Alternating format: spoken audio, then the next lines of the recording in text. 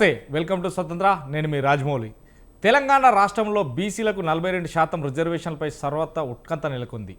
హైకోర్టులో సుదీర్ఘ వాదనలు కొనసాగాయి. రిజర్వేషన్ల అంశంపై విచారణ రేపటికి వాయిదా పడింది.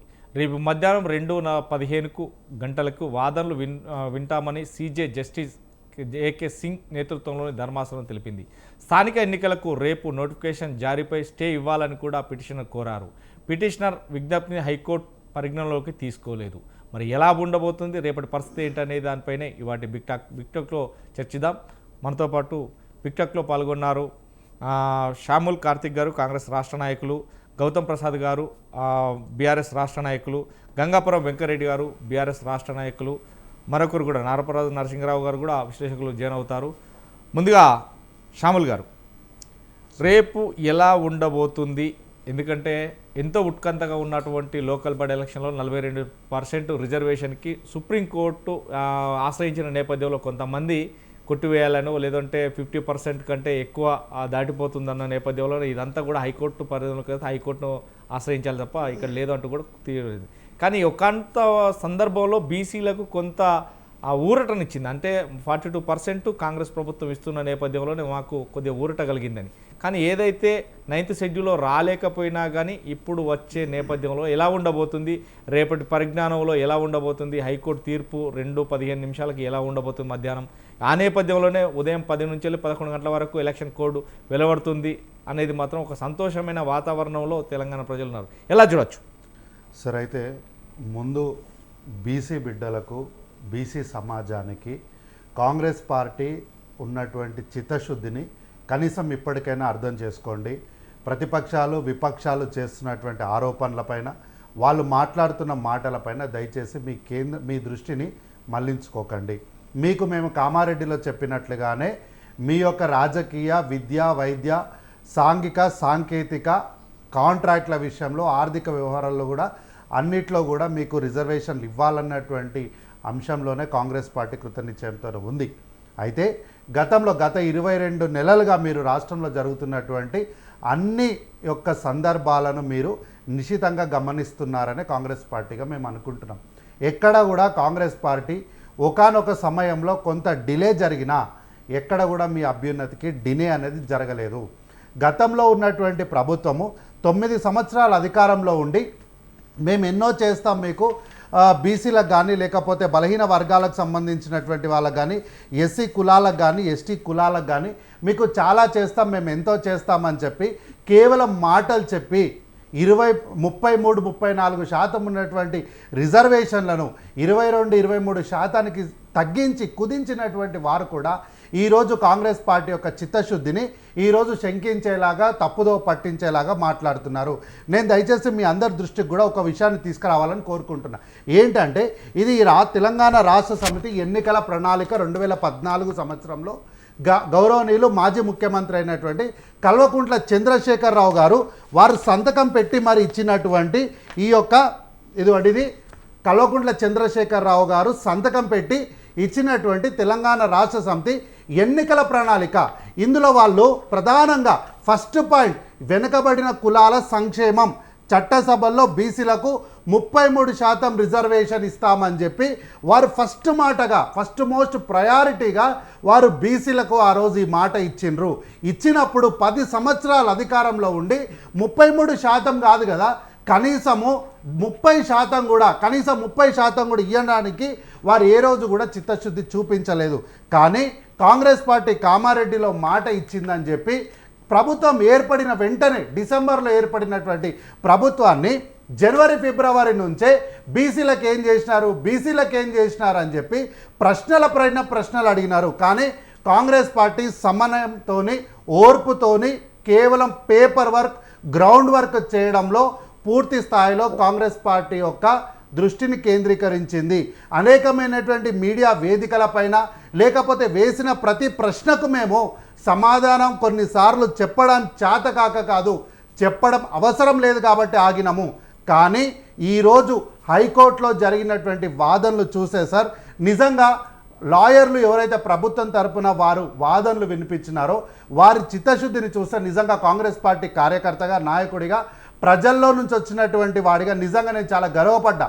ఎందుకంటే కాంగ్రెస్ పార్టీకి ఉన్నటువంటి చిత్తశుద్ధిని వారు గంటల కొద్దీ నిలబడి బీసీలకు మంచి చేయడానికి, వారి అభ్యున్నతి కోసము, వారిని ముందుకు రాజకీయంగా ముందుకు తీసుకురావడం కోసము దాదాపు 5,000 పైచీలకు జెడ్పీటీసీలను కానీ, ఎంపీటీసీలను కానీ, సర్పంచ్లను కానీ, వార్డు మెంబర్లను కానీ వారిని రాజకీయంగా వారిని చేయి పట్టుకొని ముందుకు తీసుకెళ్లడానికి కాంగ్రెస్ పార్టీ నియమించినటువంటి లాయర్లు చేసినటువంటి వాదనలు విన్నప్పుడు నిజంగా ఒకానొక సందర్భంలో రోమాలు నిక్కబుచ్చుకున్నాయి. నిజంగా ఒక దశలో ఎక్స్ పార్టీ వాళ్ళు చేసినటువంటి ఆరోపణలను కూడా ఎంత గట్టిగా సమర్థవంతంగా ఈరోజు కేసును నిలబెట్టినారో మనం ఈరోజు తెలుసుకోవాలి. నాకు మన సుప్రీంకోర్టులో కూడా వారు సుదీర్ఘమైనటువంటి వాదనలు వినిపించడం ద్వారా సుప్రీంకోర్టులో కేసు ఎక్కడ కూడా బెనిఫిట్ ఆఫ్ డౌటో లేకపోతే మరోటో పెండింగ్స్ లేకుండా చాలా క్లియర్గా సుప్రీంకోర్టు కూడా ఈ కేసును మేము ఇక్కడ కొట్టివేస్తున్నాము అన్నటువంటి వ్యాఖ్య చేస్తూ ఆ కేసును డిస్మిస్ చేసింది.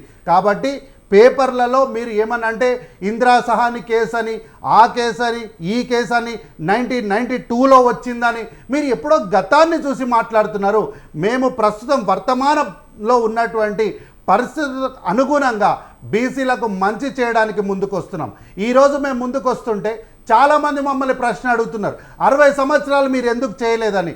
60 సంవత్సరాలు చేయలేకపోయిండొచ్చు సార్, కానీ ఈరోజు ప్రజాప్రభుత్వంలో మేము 2023 నాడు కామారెడ్డిలో ఇచ్చినటువంటి మాటకు కట్టుబడి మేము ఇచ్చిన మాటను నమ్మి సోనియా గాంధీ గారు తుక్కుగూడలో రాజీవ్ గాంధీ ప్రాంగణంలో జరిగినటువంటి సభావేదిక పైన సోనియా గాంధీ గారు ఇచ్చినటువంటి మాట ప్రకారం ఆ మాటను నమ్మి మాకు అధికారాన్ని కట్టబెట్టిన ప్రజల కోసం, బీసీ బిడ్డల కోసము, మా కోసం త్యాగాలు చేసి ప్రాణాలను పరంగా పెట్టి రక్తాన్ని చెమటగా మార్చి మా కోసం మా అడుగులు అడుగేసుకుంటూ ముందుకొచ్చి ఓటు ద్వారా మమ్మల్ని గెలిపించినటువంటి మా బీసీ బిడ్డలకు మంచి చేయాలన్నటువంటి చిత్తశుద్ధితో మేము ఉన్నాం. కాబట్టి ఈరోజు కోర్టులో జరిగినటువంటి వాదనలు ఆఖరికి పిటిషనర్ వాళ్ళందరూ కూడా ఎన్నికల్ని ఆపాలని చెప్పి ఎంత ప్రయత్నం చేసినా ఆఖరికి వాళ్ళు స్టే విధించాలని చెప్పినప్పటికి కూడా ఎక్కడ కూడా స్టే విధించకుండా ప్రభుత్వానికి కొంత ఊరట లభించినటువంటి నేపథ్యంలో రేపు కూడా ఖచ్చితంగా బీసీ బిడ్డలకు అనుకూలమైనటువంటి తీర్పే వస్తుంది.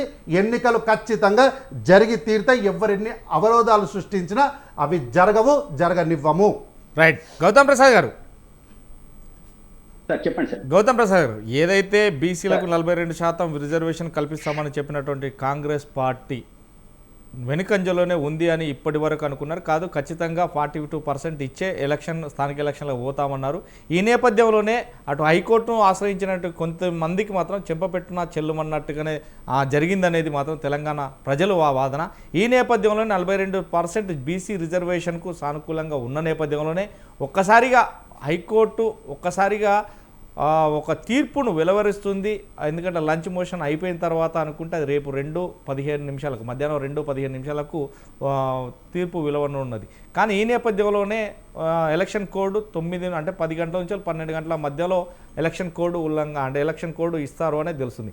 ఏదేమైనప్పటికీ తెలంగాణలో బీసీ రిజర్వేషన్ బిల్లుకు సంబంధించి ఇప్పటి వరకు కాంగ్రెస్ ప్రభుత్వం చిత్తశుద్ధి ఉంది. ఇటు బీఆర్ఎస్ బీజేపీలు కూడా ముందుకు అంజలో ఉన్నాయి. కానీ రేపు ఎలా ఉండబోతుంది, ఒకవేళ హైకోర్టు సుదీర్ఘ తీర్పు వివరించిన నేపథ్యంలో ఎలా ఉండబోతుంది? ఎందుకంటే ఏదైతే ఎలక్షన్ కోడ్ను రద్దు చేయాలంటే ఆపాలని కూడా దానికి స్టే ఇవ్వాలంటే కూడా కోర్టు నిరాకరించింది. ఎలా చూడొచ్చు సార్? మా ప్యానెల్లో ఉన్న మిత్రులకు, అదే పెద్దలకు, అదే విధంగా మన ప్రేక్షకులకు, మీకు అందరికీ నమస్కారం సార్. సార్, ఇది మన రిజర్వేషన్స్కి సంబంధించిన చర్చ మీకు గతంలోనే చెప్పినట్టు ఈరోజు కాంగ్రెస్ పార్టీ ఇప్పటికీ ఒక డ్రామాలు ఆడడం ఆపాలి అని చెప్పేసి అయితే మేము ఖచ్చితంగా చెప్పదలుచుకున్నాం. ఎందుకు డ్రామాలు అని అంటున్నామంటే, సరి అయిన ప్రక్రియ విధానాన్ని కొనసాగించకుండా, వాళ్ళ చిత్తశుద్ధితో పని చేయకుండా, ఈరోజు పాడిందే పాట పాసుపల్ల దాసరి అన్నట్లు మేము ఇస్తున్నాము, ఇంకొకళ్ళు అడ్డుపడుతున్నారు అని చెప్పేసి అనంటే, వీళ్ళు చేసిన పని 2 సంవత్సరాల తర్వాత మేము అది చేశాము ఇది చేశామని చెప్పేసి మాట్లాడుతున్నారు సార్. వీళ్ళు మొదటి నుంచి ఒక రాజ్యాంగ పరమైన ప్రక్రియ విధానాన్ని కొనసాగించకుండా కాలయాపన చేసి ఈ రోజు కొత్తగా మేము రిజర్వేషన్స్ ఇస్తాము తప్పనిసరిగా, ఇంకా వాళ్ళు అడ్డపడుతున్నారు వీళ్ళు అడ్డపడుతున్నారు అని చెప్పేసి అంటూనే గత ప్రభుత్వం రిజర్వేషన్లను తగ్గించింది అని చెప్పేసి అనంటే వీళ్ళ అజ్ఞానం అనుకోవాలన్నా, వీళ్ళ అజ్ఞానానికి ఇది నిదర్శనం అనుకోవాలన్నా అర్థం కాని పరిస్థితి సార్ కాంగ్రెస్ పార్టీ వాళ్ళది. నేనేం చెప్తున్నానంటే గత ప్రభుత్వం రిజర్వేషన్లను తగ్గించిందా, పెంచడానికి ప్రయత్నం చేసిందా, పెంచడానికి ప్రయత్నం చేసే సందర్భంలో సుప్రీంకోర్టు ఆర్డర్ ని అమలు చేసిందా, ఏం చేసింది అనేది వీళ్ళకు ఇప్పటికీ కూడా ఒక క్లారిటీ లేకపోతే ఏం చెప్పాలి సార్? నేనేమంటున్నానంటే అసెంబ్లీలో అధికారికంగా ఒకటి మాట్లాడతారు, బయటకు వచ్చి అబద్ధాలు ఇంకొకటి మాట్లాడతారు. అధికారికంగా అసెంబ్లీలో ఒకటి మాట్లాడతారు, అబద్ధాలు బయటకు వచ్చి ఇంకొకటి మాట్లాడతారు. వీళ్లకు ఎన్నిసార్లు వాదోపవాదాల మధ్య లేకపోతే విషయాల మీద ఎంత నిక్కచ్చిగా నిజాయితీగా అంటే కరెక్ట్ విషయాన్ని సరి అయిన అంశంగా వాళ్ళకు చెప్పినా గానీ అర్థం కాని పరిస్థితి ఉంది. బీసీ రిజర్వేషన్స్ అమలు కావద్దని చెప్పేసి ఈ రాష్ట్రంలో ఉన్న, నాకు తెలిసి ఈ మధ్య చూస్తున్న నేను రిపోర్టు ప్రకారం అయితే ఏ ఒక్కరు కూడా బీసీ రిజర్వేషన్ ని అమలు చెయ్యొద్దు అని చెప్పేసి అనలేదు. కానీ దానికి కావాల్సిన ప్రక్రియ విధానాన్ని, అది చట్టబద్ధమైన రాజ్యాంగపరమైన విధానాన్ని అనుసరించలేదు. కాబట్టి ఇది కావడానికి అవకాశం లేదు అని మాత్రమే మేము గతం నుంచి చెప్పాము, ఆ మధ్యలో చెప్పాము, ఇప్పుడు కూడా అదే చెప్తున్నాము. అక్కడ ఈ రోజు వచ్చిన దాంట్లో చాలా బ్రహ్మాండంగా వాళ్ళ లాయర్లు వాదించారని చెప్పేసి, లేకపోతే ఇంకొకటి రేపు బీసీలంతా పండగ చేసుకోవాలని చెప్పేసి ఈ రోజు కాంగ్రెస్ పార్టీ వాళ్ళు ఏదైతే చంకలు గుద్దుకుంటున్నారో ఇదైతే వాస్తవం కాదు సార్. నేనేమంటున్నానంటే డిస్కరేజ్ కోసం మాట్లాడట్లేదు. అక్కడ జరిగిన పరిణామాలు బీసీ ప్రజలకు సంతోషం కలిగించే అంశం అయితే కాదు అని నేను వ్యక్తిగతంగా అభిప్రాయపడుతున్నాను సార్. ఎందుకు చెప్తున్నాను ఈ మాట అంటే, అక్కడ హైకోర్టులో ఈ రోజు వచ్చిన వాదనల్లో, అనేక వాదనల్లో ట్రిపుల్ చెక్ అనేది కూడా ఒక ప్రధానమైన అంశం వచ్చింది సార్. ఈ ట్రిపుల్ చెక్ లో ఏం జరిగింది?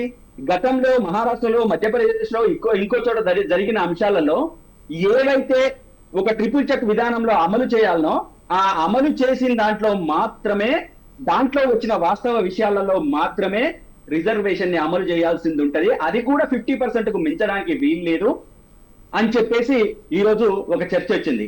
ఇది ఇక్కడితో ఒకవేళ హైకోర్టు ఎట్టి పరిస్థితుల్లో రేపు పాజిటివ్ వస్తుందని చెప్పేసి అయితే నేను అనుకోవట్లేదు. ఎందుకంటే రాజ్యాంగ విరుద్ధమైన నిర్ణయాలు హైకోర్టు తీసుకుంటుందని చెప్పేసి నేను అనుకోవట్లేదు.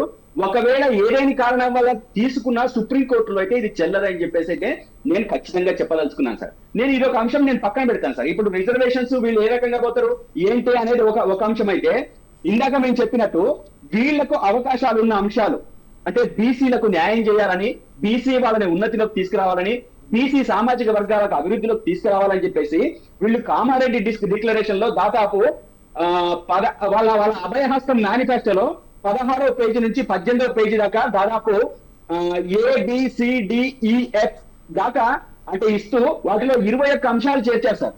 ఈ 21 అంశాలు చేర్చిన దాంట్లో చూడండి, వీళ్ళు వచ్చిన 6 నెలల లోపే మొత్తం హామీలన్నీ అమలు చేస్తామని చెప్పేసి మాట్లాడింది సార్. కానీ ఏ హామీని నిలబెట్టిందో అదేవిధంగా బీసీ డిక్లరేషన్ లో భాగంగా ఏ ఒక్క అంశం 21లో ఒక్కటైనా వీళ్ళు అమలు పరిచారా? ఇదైతే రాజ్యాంగ పరంగా లేకపోతే చట్ట విరుద్ధంగా ఇది కోర్టులలో ఉంది కాబట్టి మనం కొద్దిసేపు ఒక్క 2 నిమిషాలు పక్కన పెడదాం సార్.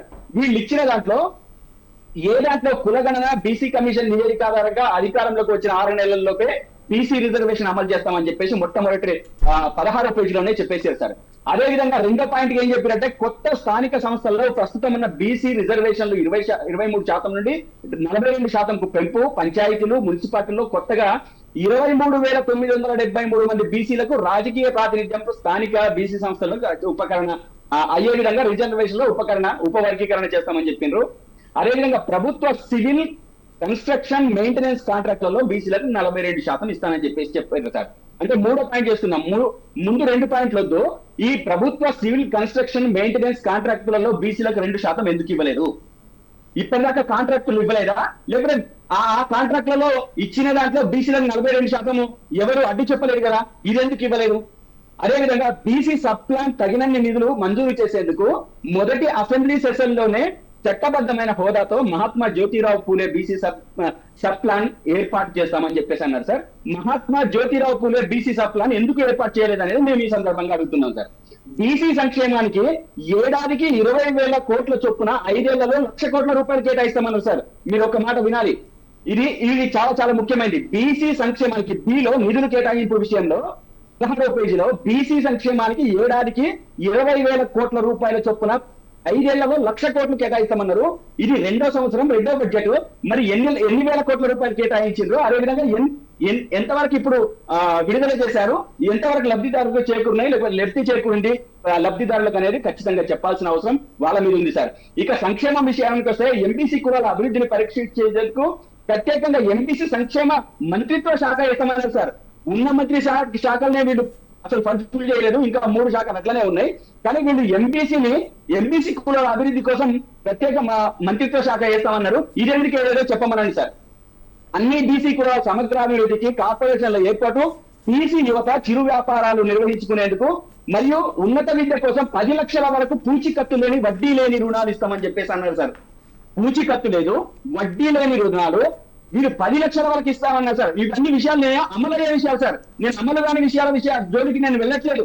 అంటే వీళ్ళు ఏదైతే చెప్తున్నారో ఈ పూచీకత్తు లేని వడ్డీ లేని రుణాలు ఎందుకు అమలు చేయలేదు, ఎందుకు ఇవ్వలేదు, ఒకవేళ ఇస్తే ఎన్ని ఇచ్చినా కూడా లెక్క చెప్పమనండి. అన్ని జిల్లా కేంద్రాల్లో 50 కోట్ల, ఇది 8వ అంశం సార్, 50 కోట్లతో convention hall, press club, study circle, library, క్యాంటీన్లతో కూడా ప్రొఫెసర్ జయశంకర్ బీసీ ఐక్యత భవనాలు, బీసీ ఐక్యత భవన్లోనే జిల్లా బీసీ సంక్షేమ కార్యాలయాలు ఏర్పాటు చేస్తామని చెప్పేసి కూడా వీళ్ళు హామీ ఇచ్చింటారు. ఇదేం చేశారు అంటే మీరు ఈ రకంగా సంక్షేమం విద్య చూసుకోండి సార్. ప్రతి మండలంలో నవోదయ విద్యాలయాలతో సమానంగా బీసీలకు ఒక కొత్త గురుకులం, ప్రతి జిల్లాలో ఒక కొత్త డిగ్రీ కళాశాల. ఇవి ఎన్ని చేశారు ఈ 2 సంవత్సరాలలో? ప్రతి జిల్లాలో ఒక కొత్త డిగ్రీ కళాశాలలో ఎన్ని జిల్లాలకు చేశారో, గురుకులాలు ఎన్ని చేశారో చెప్పమని సార్. అదేవిధంగా 3 లక్షల కంటే తక్కువ వార్షిక ఆదాయం గల బీసీ కుటుంబాల యువతకు ర్యాంకుతో సంబంధం లేకుండా మొత్తం ఫీజు మొత్తం రియంబర్స్మెంట్ చేస్తామని చెప్పేసి వాళ్ళు హామీ ఇచ్చారు సార్. ఈ దాంట్లో ఎన్ని చేసిందో చెప్పమనండి సార్. చేతి వృత్తులకు సాయంగా వృత్తి బజార్ పేరుతో ప్రతి మండలంలో 50 దుకాణాల షాపింగ్ కాంప్లెక్స్ ఏర్పాటు చేసి మంగళి, వడ్రంగి, చాకలి, కుమ్మరి, స్వర్ణకార, కంసాలి అందరికీ వంటి చేతి వృత్తుల వారికి ఉచితంగా షాపు స్థలాలు ఇస్తానమన్నారు సార్.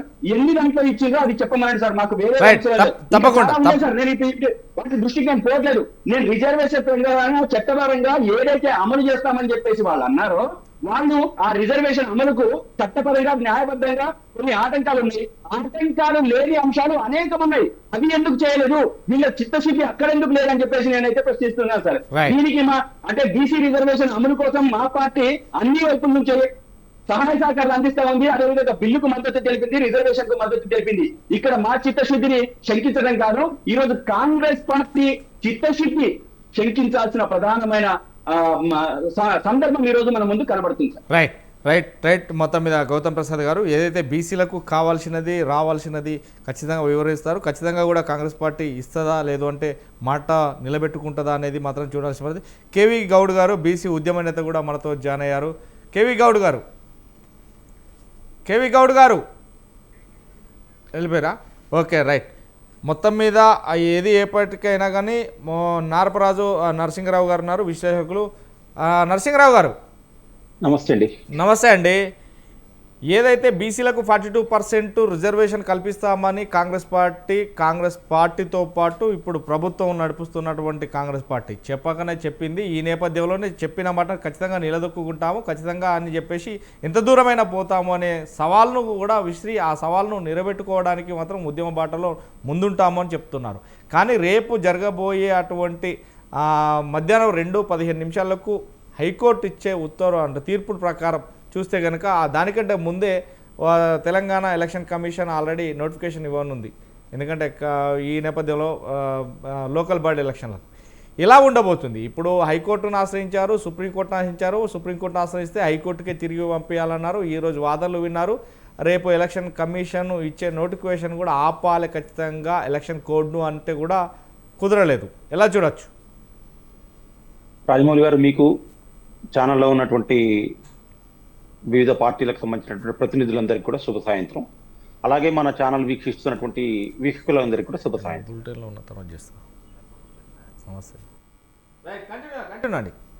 2018 డిసెంబర్లో మనకు కేసీఆర్ ముఖ్యమంత్రిగా అయ్యాడు. అయినటువంటి దాదాపు ఒక 20 రోజులు, నెల రోజుల్లో అంటే 2019 జనవరిలోనే మనకు స్థానిక సంస్థలకు సంబంధించినటువంటి ఎన్నికల ప్రక్రియ అనేటువంటిది ప్రారంభమైంది. ఇంకొక 15-20 రోజుల్లో మొత్తం అంటే గ్రామ పంచాయతీలు, జడ్పీటీసీలు, ఎంపీటీసీలు అన్నిటిని కూడా వాళ్ళు సక్రమంగా నిర్వహించగలిగారు. అంటే ఆయన మొత్తం 5 years పరిపాలన ఎలా ఉంది అనేటువంటిది పక్కన పెట్టినట్లయితే ఈ స్థానిక సంస్థల ఎన్నికల నిర్వహణ అనేటువంటి దాంట్లో అంటే అధికారంలోకి రాగానే స్థానిక సంస్థల ఎన్నికలు నిర్వహించడం వల్ల ఏమైంది, ఆ స్థానిక సంస్థలకు సంబంధించినటువంటి వాళ్ళు కూడా 5 సంవత్సరాలు ఈ కేసీఆర్ టర్మ్ తో పాటుగా వాళ్ళు కూడా వాళ్ళ పాలన కూడా కొనసాగింది. ఇప్పుడు మనకు 2023 డిసెంబర్లో ఈ ప్రభుత్వం వచ్చింది. రేపు ఇంకొక 2 నెలల తర్వాత అంటే 22 నెలలు అయింది ఈ రోజుకి సుమారుగా ఈ ప్రభుత్వం వచ్చిన తర్వాత కూడా ఇంతవరకు అసలు ఎన్నికలకు సంబంధించినటువంటి నిర్వహణలో విపరీతమైనటువంటి జాప్యం జరిగింది. ఈ జాప్యం ఎన్ని చోట్ల జరిగింది, ఎంతమంది బాధ్యులు అంటే నేను ఈ మాట అనొచ్చు అనకూడదు కానీ గౌరవ సుప్రీంకోర్టు, హైకోర్టు, ఎన్నికల కమిషను, రాష్ట్ర ప్రభుత్వము, కాంగ్రెస్ పార్టీ వీళ్ళందరూ భాగస్వాములే ఈ యొక్క డిలే కావటానికి ఎన్నికల ప్రాసెస్. ఎట్లా అంటే మనకు రాజ్యాంగంలో ఆల్రెడీ రిజర్వేషన్లు అనేటువంటివి 50% మించి దాటకూడదు అనేటువంటిది ఒక నిబంధన ఉంది అనే విషయం మనకు తెలుసు. ఎన్నికల కమిషను ఎన్నికలకు నోటిఫికేషన్ ఇచ్చినా ఎన్నికలు నిర్వహించినా కూడా ఆ ఎన్నిక చెల్లదు అని మళ్ళీ కోర్టు తీర్పులు ఇస్తుంది అనేటువంటిది మనకు మహారాష్ట్రలో ఉదంతం చూసాం. అనేక రకాలైనటువంటి ఎగ్జాంపుల్స్ మనం ముందున్నా కూడా ఈ పనేదో 2023లోనే డిసెంబర్లో రాగానే 24 జనవరిలోనో 24 ఫిబ్రవరిలోనో 24 ఎప్పుడో అప్పుడు చేసుకున్నట్లయితే ఈ పాటికి సుమారుగా 1.5 సంవత్సరాల పాటు వాళ్ళ కాలం వాళ్ళ జరిగేది. గ్రామాలకు సంబంధించినటువంటిది ఎంతో ఇంతో రాష్ట్ర ప్రభుత్వ నిధులు, కేంద్ర ప్రభుత్వ నిధులు వచ్చేవి, ఏదో ఒకటి జరిగేది. అంటే సుమారుగా మనం ఒక 1 year నుంచి అసలు పాలన లేక అంటే మహాత్మా గాంధీ స్థానిక సంస్థలకు సంబంధించినటువంటి పరిపాలన, గ్రామ స్వరాజ్యం ఇవన్నీ చాలా అద్భుతంగా చెప్పారు. ఇవన్నీ కూడా ఏంటంటే మనం టీవీ చర్చల్లోనూ లేకపోతే మీడియా చర్చల్లోనూ లేకపోతే మనం ఉపన్యాసాలు ఇవ్వడంలోనూ సిద్ధాంతాలు చెప్పుకోవడం కోసం బ్రహ్మాండమైనటువంటి సిద్ధాంతాలు చెప్తాం. కానీ ఆచరణలోకి వచ్చే వరకు మనం ఆ సిద్ధాంతాలను ఎంతవరకు ఆచరిస్తున్నాం అంటే మన రాష్ట్రానికి సంబంధించినంత వరకు వస్తే మాత్రం చాలా ఇది నిల్లనే చెప్పొచ్చు. 42% ఇవ్వాలి అనుకున్నట్లయితే ఎప్పుడో ప్రక్రియ ప్రారంభం చేయాలి. ఆ ప్రారంభం చేసి అంటే అసలు సాధ్యమవుతుందా అసలు 42% మొట్టమొదట? సాధ్యం కాదు. సాధ్యం కానప్పుడు ఎందుకు ఇస్తున్నారు అంటే మన మీద ఇంకా 1819 అనుకుంటా, నాకు గుర్తు కరెక్ట్గా 1819 1832లోనో మెకాలే అనేటువంటి ఒక బ్రిటిష్ గవర్నర్ వాళ్ళ దేశానికి వాళ్ళ నాన్నగారికి ఉత్తరం రాస్తాడు. అంటే భారతదేశం చాలా సుభిక్షంగా ఉంది, చాలా ఉన్నతంగా ఉంది, ఈ దేశంలోకి సంబంధించినటువంటి మెదడు పనిచేయకుండా ఉండాలంటే మనదైనటువంటి విద్యా విధానాన్ని ఇక్కడ ప్రవేశపెట్టాలి అని. ఇప్పుడు మనం ఆ మెకాలే విద్యా విధానం నేర్చుకునే మనం ఫాలో అవుతున్నామో ఇంకా అనేటువంటిది ఈ మాట నేను చెప్పడానికి చాలా దురదృష్టకరంగా ఉందండి. అయినప్పటికీ తప్పదు. మనకు ఈ 42% చెల్లదు అనే విషయం మనకు తెలుసు. కొన్ని సంఘాలు కోర్టుకు వెళ్తాయని తెలుసు. కోర్టు ఎన్నికల మీద స్టే ఇవ్వకపోవచ్చు కానీ ఎన్నికలకు సంబంధించినటువంటి రిజర్వేషన్ల మీద స్టే ఇస్తుంది ఖచ్చితంగా అనే విషయం తెలుసు. అంటే ఇది న్యాయమూర్తికి తెలుసు, అభిషేక్ సింఘి లాంటి సీనియర్ న్యాయవాదికి తెలుసు, కాంగ్రెస్ పార్టీకి తెలుసు, ముఖ్యమంత్రికి తెలుసు, మీడియాకి తెలుసు, వెంకటరెడ్డి గారికి తెలుసు, గౌతమ్ ప్రసాద్ గారికి తెలుసు, వారు మన బీసీకి సంబంధించినటువంటి కేవీ గౌడ్ గారికి తెలుసు, అందరికీ తెలుసు. మరి ఇక తెలియని ఎవరికి అందరికీ తెలిసినటువంటి విషయాన్ని రహస్యంగా గోప్యంగా ఉంచి ఏదో అయిపోతుంది రేపు. అది ఇంకో విషయం ఏంటంటే నేను ఈ మధ్య కాలంలో ఒక 1 week నుంచి చాలా మంది కాంగ్రెస్ వాళ్ళతో మాట్లాడాను. అసలు వాళ్ళకి నమ్మకం లేదండి ఎన్నికలు జరుగుతాయని. ఇంకా పెద్ద దురదృష్టకరమైన విషయం ఏంటంటే మనం 2వ తారీఖు నాడో అంతకుముందు 1వ తారీఖు నాడో మేము ఇది వస్తుంది, 8వ తారీఖు నాడు నోటిఫికేషన్ వస్తుంది, 9వ తారీఖు అనేటువంటి దగ్గర నుంచి పాపం ఆశావాహులైనటువంటి సర్పంచులు ఎవరైతే ఉన్నారో వాళ్ళకి లక్షల్లో ఖర్చు అవుతున్నాయి డబ్బులు. గ్రామాల్లో అనే వరకు మనకు తెలుసు సిస్టమ్ ఎట్లా ఉంటుంది, అక్కడ మనకు దేని మీద ప్రభావితం అవుతారు ఓటర్లు అనేటువంటి విషయం చూసి పాపం అప్పటి నుంచే ఖర్చు పెడుతున్న వాళ్ళు కూడా ఉన్నారు. కొన్ని ఏకగ్రీవానికి నేను 25 లక్షలు ఇస్తాను, 30 లక్షలు ఇస్తాను అనేటువంటి నాకు కావాలనేటువంటి ఈ పందెం కూడా స్టార్ట్ అయింది. అంటే మన రాష్ట్రాన్ని ఎటు తీసుకెళ్తున్నాం, మనం చెప్తున్నటువంటి ఆదర్శాలను ఎటుపోతున్నాయి. ఇదంతా కొంచెం చాలా బాధాకరంగా అయితే ఉందండి. కనీసం సుప్రీంకోర్టు అయినా హైకోర్టు అయినా కూడా రేపు ఇచ్చేటువంటి తీర్పు అయినా ఇవాళ ఎట్లాగో వాళ్ళకి ఏమి ఇవ్వాలో తీర్పు తెలుసు. ఒకటేమో స్టే ఇవ్వనన్నారు ఎలక్షన్ మీద, రిజర్వేషన్ల మీద స్టే వస్తుంది. గతంలో 3 ఉన్నాయి. లేకపోయినా వీళ్ళు మనకు సంబంధించినటువంటి ఎవరైతే ఈ రోజు కోర్టుకు వెళ్ళారో వాళ్ళు రేపు సుప్రీంకోర్టుకి వెళ్తారు. సుప్రీంకోర్టు మొన్న ఏం చెప్పింది, హైకోర్టులో ఉండగా దాని మీద నేను కేసు టేకప్ చేయనని చెప్పింది. రేపు హైకోర్టు తీర్పు యాంటీగా వచ్చినా కూడా ఎల్లుండి అయితే ఖచ్చితంగా సుప్రీంకోర్టు దాని మీద కేసు తీసుకోవాలి కదా. తీసుకున్నప్పుడు సుప్రీంకోర్టు తన నిర్ణయం ఏది, తన తీర్పు ఏది, రిజర్వేషన్లు 50% దాటి ఉండకూడదు అనేటువంటిది. ఇక్కడ దాని డివియేషన్ అవుతుంది. డివియేషన్ అయినప్పుడు తన తీర్పే 2 రకాల తీర్పు సుప్రీంకోర్టు ఎట్లా ఇస్తుంది? ఇవ్వదు. కాబట్టి ఇంత అయోమయమైనటువంటి వ్యవస్థ ఉన్నప్పుడు కనీసం రాష్ట్ర ప్రభుత్వం అయినా ఇంకొంచెం పరిణితితో ఆలోచించినట్లయితే బాగుండేది అనేటువంటిది నా యొక్క అభిప్రాయం. రైట్. గంగాపురం వెంకరెడ్డి గారు, చెప్పండి. బీసీ రిజర్వేషన్ల కుమ్ములాటలో 42% రిజర్వేషన్ ఖచ్చితంగా ఇంప్లిమెంట్ చేస్తామని కాంగ్రెస్ పార్టీ చెప్తుంది. ఖచ్చితంగా అది సాధ్యం కాదు అనేది మిగతా పార్టీలు, అంటే మీ బీజేపీ పార్టీతో సహా బీఆర్ఎస్ ఇతర పార్టీలు కూడా కొంత దడప పార్టీలు కూడా చెప్తున్నాయి. కానీ ఏది ఏమైనప్పటికీ మాత్రం 9th షెడ్యూల్లో పెడితేనే ఇది శాశ్వతంగా అవుతుంది. కానీ కాకుండా కాదు అంటే ఖచ్చితంగా దీన్ని ఇంప్లిమెంట్ చేస్తాము, ఆ జీవో ప్రకారం ఈ జీవో ప్రకారం అంటూ కూడా చెప్పడం జరుగుతుంది. కానీ రేపు సుప్రీంకోర్టును ఆశ్రయించిన వారు హైకోర్టులో పేర్లు ఉండగా మేము చేరాదు అంటున్నారు. కానీ రేపు హైకోర్టులో తుది తీర్పు రానుంది మధ్యాహ్నం 2:15 కానీ ఈ నేపథ్యంలోనే రేపు ఇయ్యబోయే తీర్పు మీద తెలంగాణ యావత్ ప్రజలు ఉత్కంఠగా ఎదురు చూస్తున్నారు. అసలు ఏం జరగబోతుంది, ఏంటి పరిస్థితులు? ఒకటే ఎలక్షన్ మాత్రం ఆగదనేది అర్థమైపోయింది. కానీ బీసీ రిజర్వేషన్లకు 42% రిజర్వేషన్ రాకుండా ఉంటే కనుక ఎలాంటి పరిస్థితులు ఎదుర్కోవాల్సి వస్తుంది వివిధ పార్టీలు? ఇప్పుడు రాజమౌళి గారు, లైవ్లో ఉన్న మిత్రులు, మీకు అందరికీ కూడా నమస్తే. చాలామంది మిత్రులు మాట్లాడడం జరిగినటువంటిది, భారతీయ జనతా పార్టీగా మేము ఇవాళటి వరకు జరుగుతున్నటువంటి బీసీలకు 42% రిజర్వేషన్స్ ఇచ్చేటువంటి ప్రయత్నం లోపల కొన్ని విజయాలు మనకు అయితే ప్రస్తుతానికి కనపడుతున్నటువంటి దాన్ని మేము స్వాగతిస్తున్నాం, వ్యతిరేకించడం లేదు. బీసీల పట్ల మాకు చిత్తశుద్ధి ఉంది. కాంగ్రెస్ ఉందా లేదా అనేటువంటిది చాలామంది మిత్రులు మాట్లాడినారు. రకరకాల వ్యవహారాలు వాళ్ళు చేస్తున్నారు, డ్రామాలు చేస్తున్నారు. కానీ భారతీయ జనతా పార్టీ మాత్రము రేపు కూడా మంచి తీర్పే రావాలి అనుకూలంగానే మేము మనసా వాక మేము కోరుకుంటున్నట్టు ఒక సందర్భాన్ని మీ దృష్టిలో లైవ్లోనే చెప్తున్నటువంటిది భారతీయ జనతా పార్టీ. కాకపోతే ఏంటంటే ఇప్పుడు ఉన్నటువంటి ఉన్నటువంటి పరిస్థితి, పేషెంట్ బతకాలని కోరుకుంటున్నాం. కానీ పేషెంట్కు ఉండేటువంటి అనేక అవలక్షణాలు, అనారోగ్య పరిస్థితులు, ఉన్న సమస్యలు, దీర్ఘకాలిక వ్యాధులు, ఇవన్నిటిని కూడా మనం దృష్టిలో పెట్టుకోకుండా బతుకుతాడు పేషెంట్ అనేటువంటిది ఒకవేళ కాంగ్రెస్ వాళ్ళు అనుకుంటే వాళ్ళ వ్యక్తిగత అంశం అది. నేను ఎందుకంటే ఇవాళ జరిగినటువంటి హైకోర్టులో జరిగినటువంటి చర్చ, ఇప్పుడు అనేక డ్రామాలు కాంగ్రెస్ పార్టీ చేస్తున్నటువంటిది పద్ధతిలో జరుగుతలేదు అనేటువంటిది మేము అంటున్నాం. అట్లంటే ఏమంటారంటే మమ్మల్ని చూసిరా మీకు ఇష్టం లేదు అనేటువంటిది. అందుకే మేము చాలా జాగ్రత్తగా మాట్లాడుతున్నాం. అట్లా కాదు, బీసీలకు రావాలా, 42% కేవలం బీసీలకే రావాలా, ఇతరులు దాంట్లో ఉండకూడదు అని మేము ఘంటాపథంగా చెప్పినా. మా రామచంద్రరావు గారు ప్రెసిడెంట్ కూడా 42 కాదు 45 పార్టీ పరంగా ఇస్తే 45% అయినా మేము ఇస్తామనేటువంటి చెప్పాము. ఎందుకంటే మా పార్టీ బీసీ మూల కేంద్రంగా అస్తిత్వం మీద ఉన్నటువంటి పార్టీ అది. ఆ దాన్ని దెబ్బకొట్టడానికి ఇవన్నీ కథలు రాహుల్ గాంధీ గారు పడుతున్నటువంటిది దేశంలో. సరే ఏమవుతుంది ఏం పోతుంది అనేటువంటి దాని కింద అంతకంటే రాజకీయం మాకు కూడా తెలుసు కాబట్టి కులగణన ఏంది అనేటువంటిది, అది ఏం జరగబోతుంది అనేటువంటిది మాకుండా ఐడియా మాకున్నది. ప్రస్తుతానికి దాని గురించి మేము మాట్లాడడం జాతీయ స్థాయిలో. ఒకటి, ఇవల్ల కోర్టులో జరిగినటువంటి వాగ్వాదాలు అయితే మనం చాలా సందర్భాల్లో రాజమౌళి గారు మీతో కూడా మాట్లాడుకున్నాం. ఇక్కడ మనం చాలా డిస్కషన్ చేయడం జరిగింది. Abhishek Singh senior council of government తరఫున వచ్చినటువంటి వ్యక్తి మాట్లాడినటువంటిది నేను ఆయనను ప్రశ్నించను, కానీ అంత నాలెడ్జ్ నాకు ఉన్నది. లీగల్ నాలెడ్జ్లో చాలా గొప్ప జాతీయ స్థాయిలో ఉండేటువంటి లీగల్ అడ్వైజరు, లీగల్ ఎక్స్పర్ట్ ఆయన కాదనను. రాజకీయ నాయకుడు, కాంగ్రెస్ రాజకీయ నాయకుడు, కాంగ్రెస్ ఎంపీ. ఆయన మాట్లాడిన దాంట్లో చట్టాన్ని ఛాలెంజ్ చేయలేదు, జీవోను ఛాలెంజ్ చేసిరు అనేటువంటిది మీ దృష్టికి నేను పాయింట్సే మాట్లాడతాను. వేరే నాకున్న అభిప్రాయం చెప్తాను, తప్పు రైట్ అనేటువంటి తర్వాత సంగతి. మీరు రాజమౌళి గారు ఆయన చేసినటువంటి ఆర్గ్యుమెంట్లు ఏంటంటే చట్టాన్ని ఛాలెంజ్ చేయలేదు, జీవోను మాత్రం ఛాలెంజ్ చేసినారు. జీవో అనేది చట్టానికి పుడుతుంది కాబట్టి చట్టాన్ని ఛాలెంజ్ చేయకుండా జీవోని ఛాలెంజ్ చేస్తే అర్థరహితము అన్నాడు ఆయన.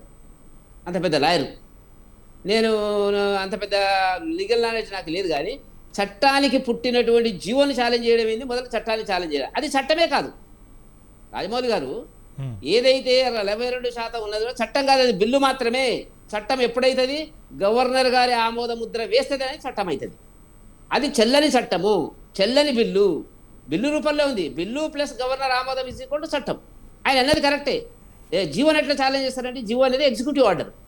కాబట్టి దీనికి మరి ఆయన ఏ రకంగా మాట్లాడడం నాకు అర్థం కాలేదు. ఇది అన్ని మీడియాలలో నేను చూసినటువంటి దాన్ని, నేను కోర్టుకు వెళ్ళలేదు కానీ మీడియాలో వస్తున్నటువంటి పాయింట్ అది. One cannot challenge the GO unless you challenge the act అంటున్నాడు.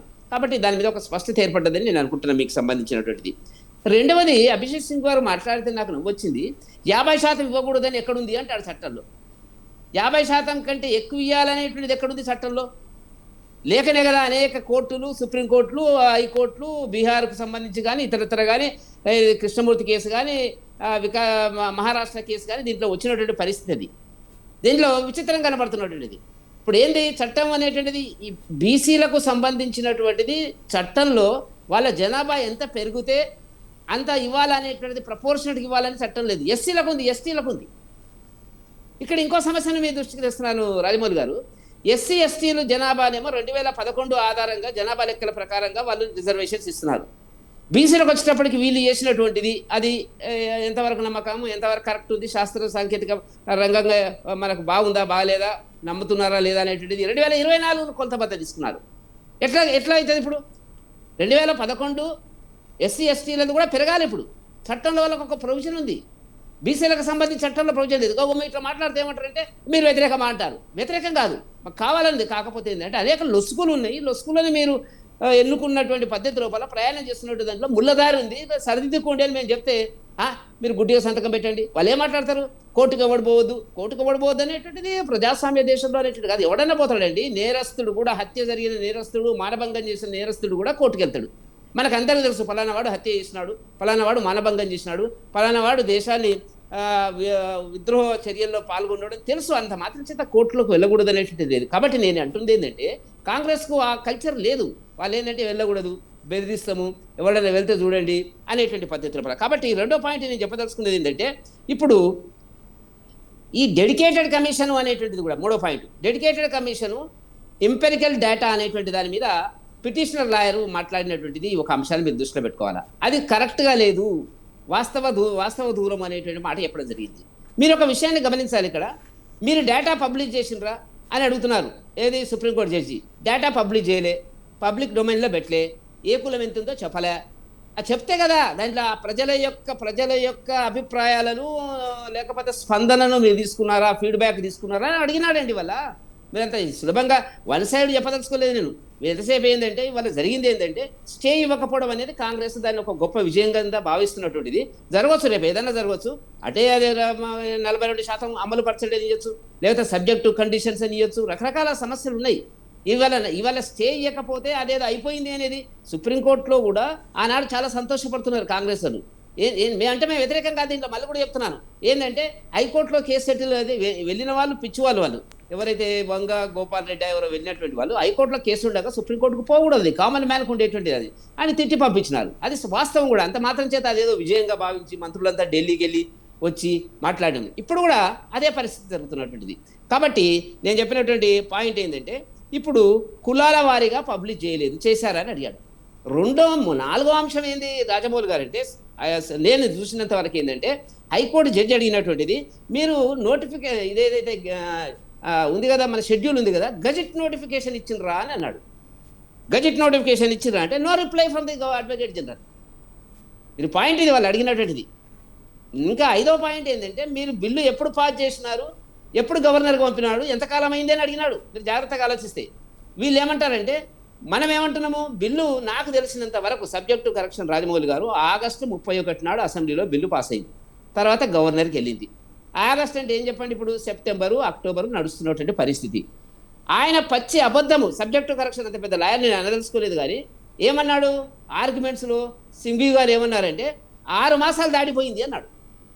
6 మాసాల కింద బిల్లు ఎప్పుడు అయింది, 6 మాసాల కింద గవర్నర్ దగ్గరికి ఎప్పుడు వెళ్ళింది, గవర్నర్ డిలే చేసింది ఎప్పుడు, ఆయన ఆమోదించలేదు, వెనక్కి పంపలేదు అని అంటున్నాడు. 6 months అయింది అంటున్నాడు. తప్పది.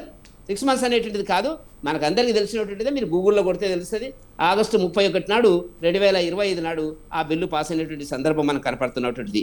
కాబట్టి రెండవది, మీరు ఇవాళ చర్చ జరుగుతున్నప్పుడు రాజమౌళి గారు జాగ్రత్తగా గమనిస్తే సబ్జెక్టు కరెక్షన్ మాట్లాడతాను, నేను జరిగిన సంఘటనల గురించి మాట్లాడుతాను. ఎన్ని లొసుగులు ఉన్నాయి, ఎన్ని చట్టబద్ధమైనటువంటి సమస్యలు ఉన్నాయి దీంట్లో. దీన్ని పెట్టుకొని వాళ్ళు ఏదో అయిపోయింది అని వాళ్ళు ఒకవేళ భ్రమల్లోకి పోతే సంతోషమే. వాళ్ళ భ్రమలే వాస్తవం రావాలని భారతీయ జనతా పార్టీ కూడా కోరుకుంటుంది. రావాలా, బీసీలకు 42% రావాలి. కానీ వాళ్ళు మోసం చేస్తున్నారు అనేటువంటి విషయం గురించి మేము చెప్పకుండా ప్రజలకు ఉండలేము అనేటువంటిది. ఇక్కడ ఏబిసిడి అని ఎందుకు చేయలేదు మీరు అనేటువంటిది అడిగినారు లాస్ట్లో. అడిగితే దాని మీద ఏం సమాధానం చెప్పలేక నెక్స్ట్ డేకి పోస్ట్ పోన్ చేసుకున్నారు. అడ్వకేట్ జనరల్ ఇవాళ అంటున్నాడు ఏమని, మళ్ళీ రేపు మాట్లాడతాం ఏమనేటువంటిది. మీరు ఏబిసిడి అని ఎందుకు చేయలేదు? మీరు విద్య ఉద్యోగాలలో ఏబిసిడి ఉంది కదా, రాజకీయాల్లో ఉండదా? 130 కులాలు అంటున్నారు, 139 కులాలు అంటున్నారు కదా, మరి దాంట్లో ఏబిసిడి రావాలి కదా, ఇది న్యాయం కూడా. ఇప్పుడు చివరి వెనుకబడినటువంటి బీసీ బాగుపడాలా, అభివృద్ధి చెందాలా, ముందుకు రావాలా, రాజకీయ అస్తిత్వాన్ని సంపాదించాలని భారతీయ జనతా పార్టీ కోరుకుంటున్నటువంటిది. ఇప్పుడు మనం ఎవరైతే బలంగా ఉన్నవాళ్ళు, ఇప్పుడు మేము చూస్తాం మా రెడ్డిలలో కూడా బలంగా ఉన్న వాళ్ళు ముందుంటారు, వెనుకబడిన రెడ్డిలు వెనుకనే ఉంటారు. అది అన్యాయం కదా జరిగేటువంటిది. మనం అక్కడ ఏదో కులం గురించి మాట్లాడుతున్నట్టు కాదు కదా. కాబట్టి ఆ చైతన్యం అనేటువంటిది అక్కడ లేదు అనేటువంటి దాని కింద. కాబట్టి ఇంకా రెండవది ఏంటంటే 2011 ఎస్సీ ఎస్టీలో తీసుకొని నేను ఇంతకుముందు చెప్పినట్టుగా ఇప్పుడు దీనికి ఎట్లా తీసుకుంటారు అనేటువంటి దాని కింద, దీనికి ఇప్పుడు ఎట్లా తీసుకున్నారు అనేటువంటి అంశంలో వస్తున్నాయి. కాబట్టి బిల్ పాస్ అయినటువంటిది ట్రిపుల్ టెస్ట్ పాస్ అయిందా లేదా అన్న దాని మీద చాలా అనుమానాలు ఉన్నాయి. ఇప్పుడు నేను ఒక మాట చెప్తాను, రాజమౌళి గారు మీకు చాలా సందర్భాల్లో చెప్పడం జరిగింది. డెడికేటెడ్ కమిషను కంటే ముందే ప్లానింగ్ డిపార్ట్మెంట్ ద్వారా డేటా కలెక్ట్ చేస్తారు. 24 రోజుల తేడా ఉందండి, 24 రోజుల తేడా ఉంది దానికి దీనికి. అంటే నేను ఒక డేట్ కూడా చెప్తాను మీకు, ఆ జియోలని చెప్పడం జరిగింది. వాళ్ళు 4/11/24 నాడేమో మీరు డేటా కలెక్ట్ డెడికేటెడ్ కమిషన్ వేసినారు, కానీ ప్లానింగ్ కమిషన్కు 10/10/24 రోజుల ముందు మీరు డేటా కలెక్ట్ చేసుకుంటూ వచ్చి మీ డిపార్ట్మెంట్ ద్వారా చేసుకొస్తున్నారు. స్పీడ్గా జరుగుతుంది. మోర్ దాన్ హాఫ్ జరిగిపోయింది. 24 రోజులు మొత్తం చేసిందే వాళ్ళు 15 రోజులు, మధ్యలో ఒకటి మళ్ళీ ఆపినారు, మళ్ళీ రెండోసారి ఛాన్స్ ఇచ్చినారు. కాబట్టి అంతా 2.5-3 నెలల లోపల జరిగింది. కాబట్టి ఇవన్నీ ఉన్నటువంటిది ఇప్పుడు సిగ్గు గారు అనేది 50% అనేది 50 ఇవన్నీ ఉన్న తర్వాతనే 10% ఈబీసీలు ఉన్న తర్వాతనే సుప్రీంకోర్టు కానివ్వండి, వివిధ హైకోర్టులు కానీ ఇచ్చినటువంటి తీర్పు ఏంటంటే it should not cross more than 50% అనేది ఇచ్చినారు. విత్ ఇన్ ద దీంట్లోనే ఉండాలి అనేటువంటిది వాళ్ళ యొక్క అభిప్రాయం. మరి ఇవన్నీ రేపు చర్చలకు, కాబట్టి వాళ్ళ ఇలా ఈయనంత మాత్రం చేత ఏది స్టే ఇయ్యనంత మాత్రం చేత రేపు సాఫీగా జరుగుతుందని, ఎందుకంటే ఇన్ని లొసుగులు ఉన్నాయి, చట్టబద్ధంగా ఇన్ని లొసుగులు నేను వ్యతిరేకించడం లేదు. రావాలా, ఎట్లనో అట్లా వాళ్ళకి రావాలా, దీనికి ఒక పరిష్కారం దొరకాలంటే. కాకపోతే దీంట్లో ఏం జరిగింది, ఇప్పుడు మానసికంగా అన్ని పార్టీల అభ్యర్థులకు ఒక సంఘర్షణ ఉంది. ఇంకా ఇట్లా ఉండకూడదు. నిజానికి ఇవాళ సెటిల్ చేస్తే నేను సంతోషపడేవాడిని. హైకోర్టు కూడా ఏదో ఒకటి తీర్పు ఇచ్చేస్తే సరిపోయేది, కానీ ఇవ్వకుండా రేపు 2 బాగు. దీనికి కారణం ఏంటంటే కొంతమంది ఇంప్లూడ్ అయినటువంటి పిటిషన్ ఇవన్నీ ఇచ్చేవాళ్ళు, వాళ్ళు ఇంప్లూడ్ అయిన పిటిషన్స్ కూడా వింటాం మేమని ఒప్పుకున్నారు. ఆ ఒప్పుకున్నటువంటి దానికి చట్టబద్ధంగా ఏంటంటే మళ్ళీ రేపు వినబోతున్నారు. మళ్ళీ ఇప్పుడు ఫస్ట్ పిటిషనర్స్ మాట్లాడారు, నాకున్న లీగల్ నాలెడ్జ్లో ప్రభుత్వం చెప్పింది, ఇంప్లీడ్ అయినటువంటి చెప్పినారు. మళ్ళీ ప్రభుత్వం చెప్పినటువంటి దానికి కొంత టైము పిటిషనర్స్కి ఇస్తారు, కొంత టైం వాళ్ళు మాట్లాడిన దానికి మళ్ళీ ప్రభుత్వానికి ఇస్తారు. ఆ తర్వాత అంతా 2 గంటల లోపల రేపు ముగుస్తుంది అని చెప్పి నేను అనుకుంటున్నా. ఏదైనప్పుడు కూడా మంచి జరగాలని కోరుకుంటున్నా.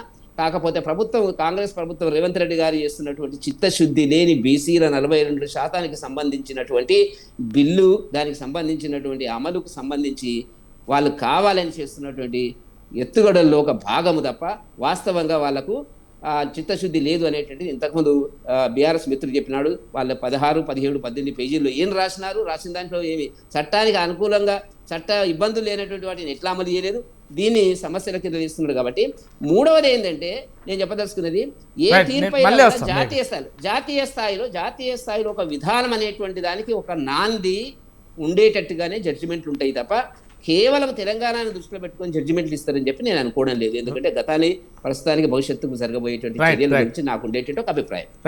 గౌతమ్ ప్రసాద్ గారు చెప్పండి సార్. బీసీలకు నిజంగా 42% మీద హైకోర్టు గిట్ట స్టే ఇచ్చి ఒకవేళ కాదు అని అంటే ఎలక్షన్కు పోతే ఒకవేళ పరిస్థితులు ఎలా ఉండబోతాయి? బీఆర్ఎస్ పరిస్థితి ఎలా ఉండబోతుంది అంటే బీసీల పట్ల చిత్తశుద్ధి బీఆర్ఎస్కి ఉందా అని చెప్తే ఏం సమాధానం చెప్తారు?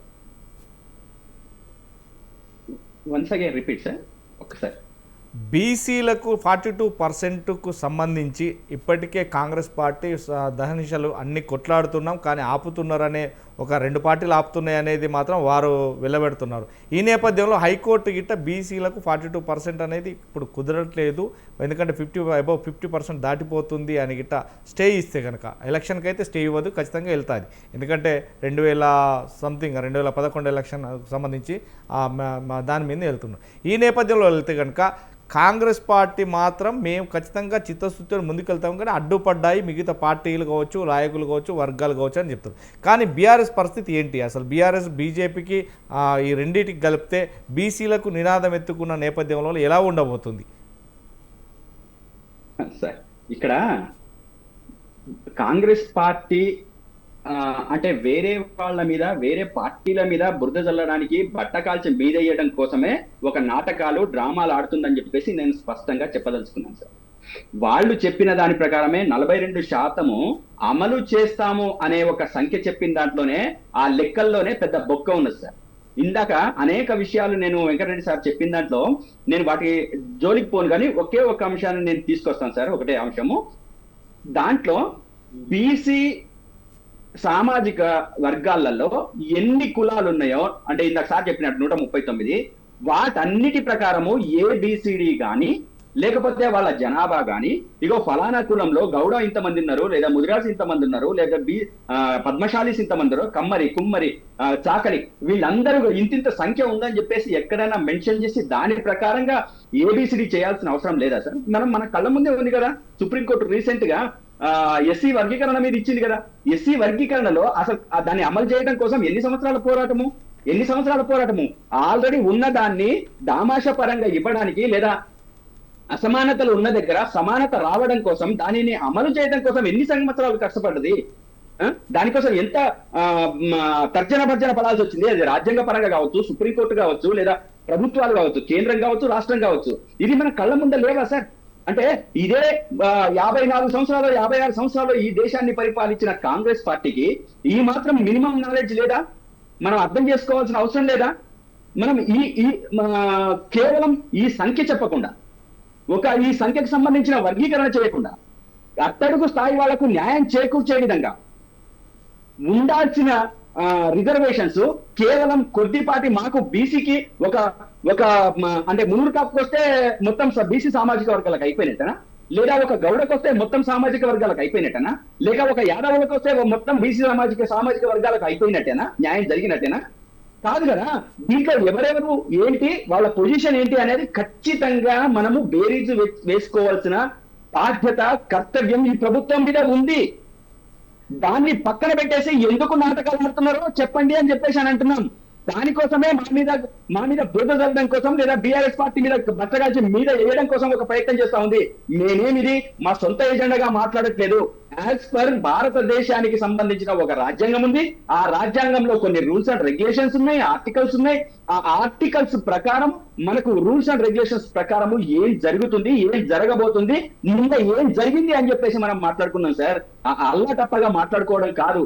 మీరు ఈ రోజు బీసీ సామాజిక వర్గాలకు మొత్తానికి కూడా, మొత్తం ఆ సమాజానికి మొత్తం కూడా ఒక భ్రమంలో పెట్టేసి మేము చేపిస్తున్నాము అని చెప్పేసి అంటే, ఈ రోజు బీసీ సమాజము అంగీకరించడానికి సిద్ధంగా లేదు. మొత్తం అంటే గతంలో ఒక 15-20 సంవత్సరాల క్రితం ఉన్నట్టు ఈ రోజు సమాచార వ్యవస్థ లేదు. ప్రతి ఒక్కళ్ళ చేతుల్లో ఫోన్ ఉంది, ప్రతి ఒక్క అంశం ఉంది.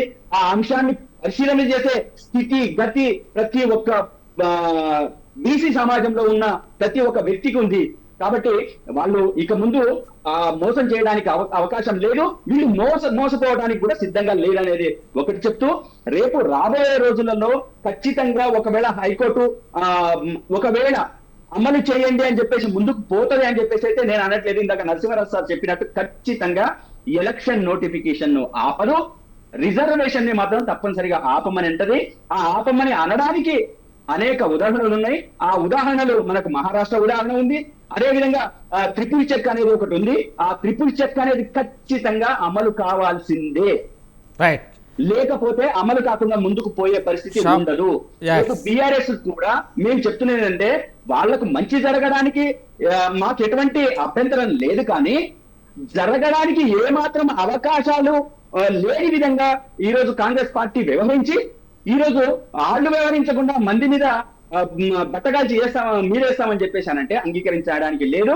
మేము ఖచ్చితంగా రేపు రాబోయే రోజులలో వాళ్ళకు న్యాయం చేయడం కోసం, అదేవిధంగా ఇంకా మంచి జరగడం కోసం ఏం అవకాశాలు ఉన్నాయి అంటే, మేము అధికారంలోకి వచ్చిన తర్వాత కూడా మేము ఇంకా ఏం మంచి చేయొచ్చు, వాళ్ళకి ఏ రకంగా ముందుకు తీసుకెళ్లొచ్చు అని ఖచ్చితంగా మేము ఆలోచన చేస్తాం. అదేవిధంగా రేపు రాబోయే దాంట్లో కూడా బీసీలకు ఒక ప్రయారిటీ ఇవ్వడానికి ఖచ్చితంగా ఒక ప్రయత్నం చేస్తామని చెప్పేసి అయితే, అంటే పార్టీ పరంగా వాళ్ళకు ఒక కొంచెం ఎక్కువ ప్రయారిటీ ఇవ్వడానికి ఒక ప్రయత్నం అయితే చేస్తామని చెప్పేసి అయితే ఖచ్చితంగా చెప్పాలి.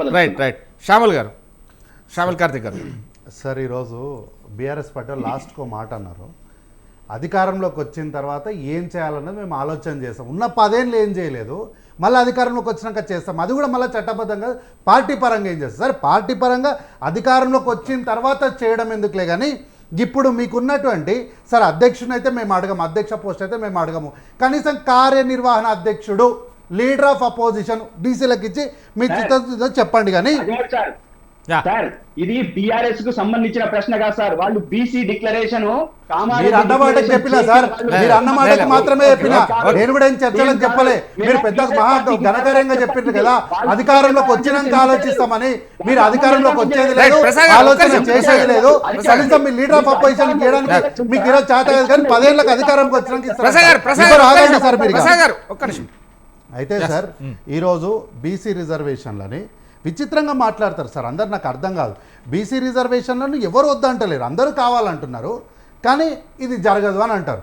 అయితే బీసీ రిజర్వేషన్ కావాలి అని కోరుకునే వాళ్ళందరూ ఈరోజు ఎవరైనా ఒక్కరన్నా వచ్చి, ఒక్క కాంగ్రెస్ పార్టీ బీసీ సంఘాలు మినహాయించి ఎవరైనా వచ్చి కేసులో ఇంప్లీడ్ అయినరా, మాకు బాధ్యత ఉంది, బీసీలకు మంచి చేయాలన్న చిత్తశుద్ధి మాకుంది, మేము బీసీలకు మంచిగా చేయడానికి మేము వారికి ఆ బీసీలకు అండగా నిలబడతామని. కాంగ్రెస్ పార్టీకి మాకేం అవసరం లేదు. కాంగ్రెస్ పార్టీకి అండగా నిలబడాల్సిన అవసరం ఏం లేదు. కనీసం బీసీలకు అండగా నిలబడడానికైనా వీళ్ళు ఎవరైనా కనీసం ప్రయత్నం చేసిరా? చేయలేదు.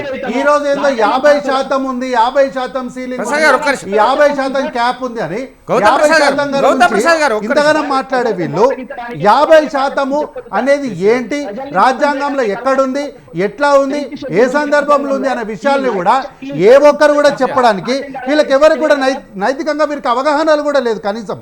అయితే ఈరోజు వీళ్ళు ఏమంటున్నారు, ఇప్పుడు బీసీ బిడ్డల పైన మాకేదో ప్రేమ ఉంది అని అంటారు.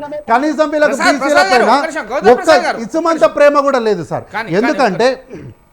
ఎందుకంటే సార్ ఏదో మా మేనిఫెస్టోని చూపించి 16వ పేజీ 17వ పేజీ ABCDF అని చదివిండు. అయితే నేను ఈ యొక్క పుస్తకాన్ని చూపించినప్పుడు చాలామంది ఏమంటున్నారంటే ఇవన్నీ చెయ్యలేదు కాబట్టే కదా మేము బీఆర్ఎస్ పార్టీని ఓడగొట్టినాము, మళ్ళీ ఆ మేనిఫెస్టోని ఎందుకు ముందుకు తీసుకొస్తున్నారని కొంతమంది ప్రశ్న అడుగుతున్నారు. అయితే ఈ వేదిక సరైన వేదిక అని నేను అనుకుంటున్నా ఆ ప్రశ్నలన్నిటికీ సమాధానం చెప్పడానికి. ఈరోజు మాట్లాడుతున్న వీళ్ళందరూ కూడా ఇంక్లూడింగ్ అంటే ఫర్ ది ఫస్ట్ అంటే ప్రప్రదంగా బీఆర్ఎస్ పార్టీ బీసీల గురించి, వాళ్ళ హక్కుల గురించి, వాళ్ళపైన వల్లమాలిన ప్రేమ ఈరోజు వల్లవేయడానికి వాళ్ళకి ఎట్లాంటి నైతిక అర్హత లేదు అని చెప్పడానికే నేను ఈ పుస్తకాన్ని చూపిస్తున్నా. మీరు కాంగ్రెస్ పార్టీని ప్రశ్న వేయడానికి మీరు అర్హతను కోల్పోయినరు, మీకు ఎట్లాంటి అర్హత లేదు. మీరు దాదాపు 40 హామీలు మేము 2 పేజీలు ఇచ్చినాం సార్. మీరు 1, 2, 3 ఇగో 4, 5 పేజీల్లో రాసిర్రు. మీరు పేజ్ నెంబర్ 14, 15, 16, 17, 18, 19 ఇన్ని పేజీల బీఆర్ఎస్ వాళ్ళు బీసీల గురించి మాట్లాడి ఈరోజు కాంగ్రెస్ పార్టీ చిత్తశుద్ధిని మాట్లాడుతున్నారు. అయితే సార్ ఒక విషయం ఏంటంటే బీసీల కోసము ప్రక్రియ పైన దృష్టి పెట్టాలనే వారెవ్వరు కూడా చిత్తశుద్ధితోని మాట్లాడే నైతిక హక్కు లేనటువంటి వీళ్ళు కాంగ్రెస్ పార్టీ గురించి వీళ్ళు ఎక్కడ కూడా మాట్లాడొద్దు. అయితే సభల్లో మద్దతు ఇచ్చిర్రు, శాసనసభలో ఎవరు కాదంటలేరు. అన్ని పార్టీలు కూడా యునానిమస్గా ఆ రోజు చర్చలో పాల్గొన్నారు. ఆ చట్టం పైన అందరూ కూడా సంతకం పెట్టారు. మరి సంతకం పెట్టిన వాళ్ళు బయట పత్రికా సమావేశాలకు వచ్చి మాట మార్చింది ఎవరు, ఎందుకు మాట మారుస్తున్నారో నాకు అర్థం కాలేదు. అయితే కాంగ్రెస్ పార్టీ అధికారంలోకి వచ్చి 22 నెలలు అయింది. 22 నెలలు అంటే దాదాపు 2 సంవత్సరాలు అవుతుంది.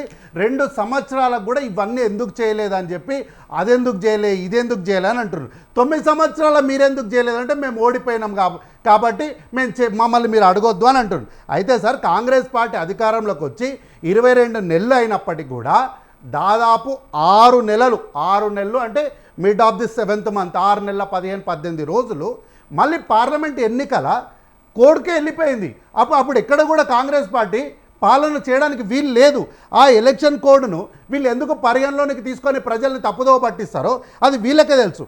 అయితే 2024లో ఎన్నికలు జరిగినప్పుడే ఈ స్థానిక సంస్థలు ఎన్నికలు పెట్టి ఉంటే అయిపోయేదని ఇంతకుముందు సార్ ఒక మాట అన్నారు. ఎస్ కరెక్టే, కాంగ్రెస్ పార్టీగా రాజకీయ నాయకులుగా చాలామంది మేము కూడా అదే అనుకుంటున్నాం.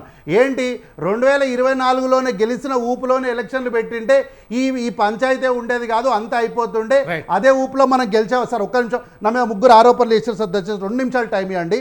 అయితే ఇవన్నీ మేము కూడా అనుకున్నాం. కానీ కాంగ్రెస్ పార్టీ 42% రిజర్వేషన్ లేట్ అయినా సరే రిజర్వేషన్ ఇవ్వాలి అని కృతనిశ్చయంతో ఉంది కాబట్టే 2004లో ఈ ఊపులో గెలవాలని మేము అనుకోలే, మంచి చేసి గెలవాలనుకున్నాం కాబట్టే ఈరోజు లేట్ అయింది.